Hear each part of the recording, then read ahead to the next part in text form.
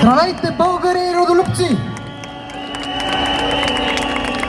Първо бих искал да поздравя организаторите на този граждански протест.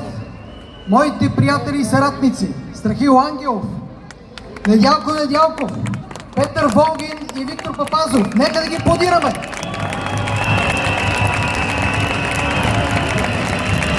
Второ, призовавам този протест да остане граждански, защото само по този начин ще може да изпълним нашите общи цели.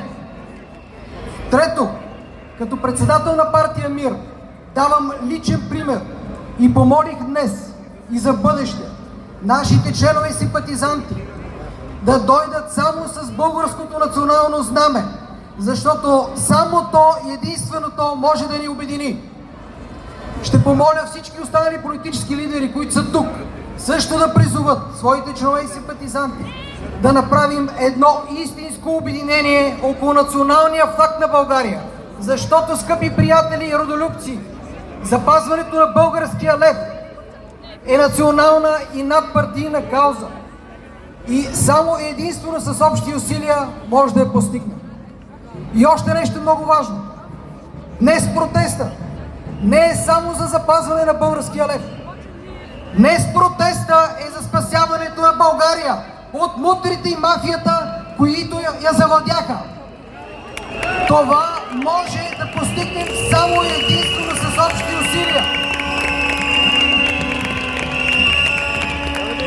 Днес е исторически ден за България, защото това, което се случва тук днес, е наистина едно национално обединение. Както видяхте, парламентарно представени партии, извън парламентарно представени партии, десетки хиляди български граждани, граждански неправителствени организации застанаха зад общата национална кауза. Скъпи приятели, в момента се намираме в ситуация, в която са се намирали нашите предци по време на Априлското въстание. Тоест, всеки помага кой с каквото може. Един с 5 камъка, друг с 5 пушки, трети с 5 гроша, шести с 5 хляба. В момента от нас се изисква точно това. Всеки кой с каквото може да помогне за общата кауза. И много важно, без да гледаме и да се сравняваме с другия. Защото това е всенародно дело, скъпи българи и родолюбци. В момента, в който ние сме тук, има едни смели българи, както и господин Костадинов каза. Но аз ще кажа за едни други смели българи, които в този момент блокират хода на Република България. Хизбула. Други смели българи имат готовност да блокират цяла северо-западна България още от понеделник. Страхил каза, всички пред Народното събрание в сряда, но много важно, за което ви призовавам, още от днес да блокираме всички основни кръстовища в София и всички пътни артерии в цялата страна.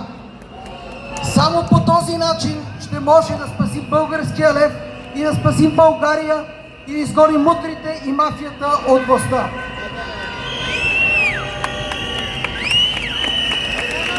Скъпи приятели, дълбок поклон пред всички вас. Да живее и да пребъде България. Оставка на това пагубно правителство. Оставка! Оставка! Оставка! Оставка! Оставка! Приятели, преди да тръгнем на шествие, ще дам думата само за 1 минута на господин Недялко. Недялков иска да направи едно важно съобщение. Много важно. Важното ми съобщение е, че БНТ, BTV и Нова телевизия в момента лъжат, че тук има 100 души пенсионери. Така.